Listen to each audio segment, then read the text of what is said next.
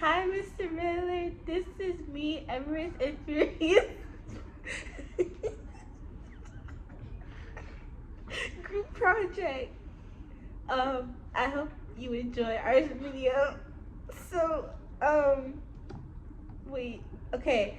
So, the purpose of this lab the purpose of this lab is to learn how to use a new instrument, which is the handmade refractometer. Sorry, and then also using a cheap and battery-free instrument to measure the refraction of like various substances, and also to create a curve with an experimental data to determine the quantitative relationship between a known solution and an unknown solution.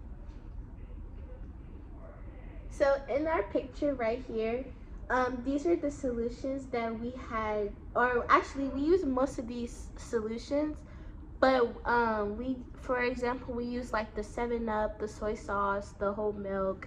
Yeah, we use like everything on the bottom, like 2/3 of this picture, basically. Yeah, so we basically used a lot of the liquids or solutions to come up with most of our data for this project.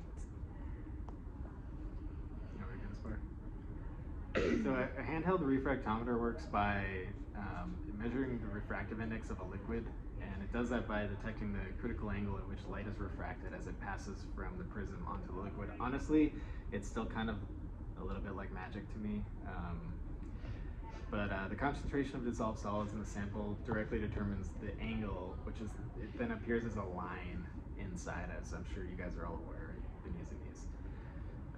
So here's the results for the 10 substances that we tested with the refractometer, and kind of was kind of difficult to determine any particular trends. There might be something with protein. Like if you look at all the ones with protein, there's 3 things with protein on the right, and they kind of have a similar number attached to them, but like it's really hard to tell because the scale only goes from like 1.33 to 1.35. So without a graph, you know, it's I don't know. It's difficult to say that there's any particular trends. But then when we look at the graph for sodium chloride, for table salt, we got a pretty nice line with our experimental data. Here's all the numbers and here's the graph. I didn't include let's see, the slope value for this graph was like 1.73 times 10 to the negative third or something like that. And then if we go to the next slide, this is the data for our unknown solution, which was, I believe it was, what was it, Kool-Aid? It was like Kool-Aid powder. Kool-Aid. And we got a really similar line. So, like the first 3 values on this graph are just like bang on the line, which is kind of cool to see because you usually don't get nice numbers when you measure stuff. I mean, I don't anyway. So in conclusion, basically our whole lab, we basically figured out how to use a refractometer, figure out what it does, what the reference index was for. We tested out a bunch of solutions to see any trends in like dairy, liquid, sodas, and then we put that into experiment with salt with sodium chloride, NaCl, right? And Yeah. then we measured out,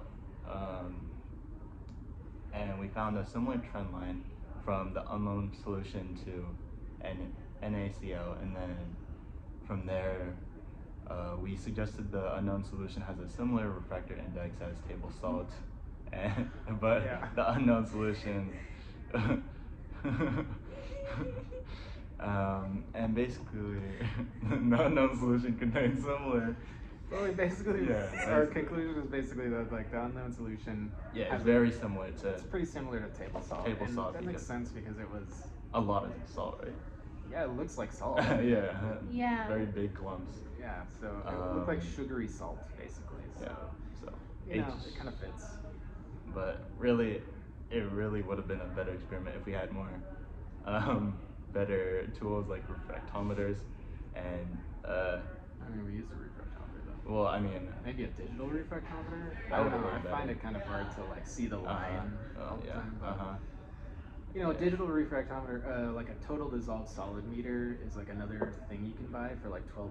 It's only a little cheaper than like a handheld refractometer. Like I was finding refractometers on Amazon for like Mhm. $16. Oh, So wow. it's like in the same price range, but you know, with the digital device, you need batteries. With the Mhm. handheld refractometer, you don't.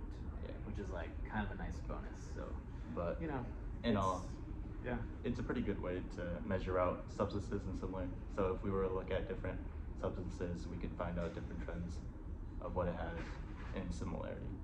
But that is basically all. Yeah, that's it. Thanks for coming to our TED Talk. Bye.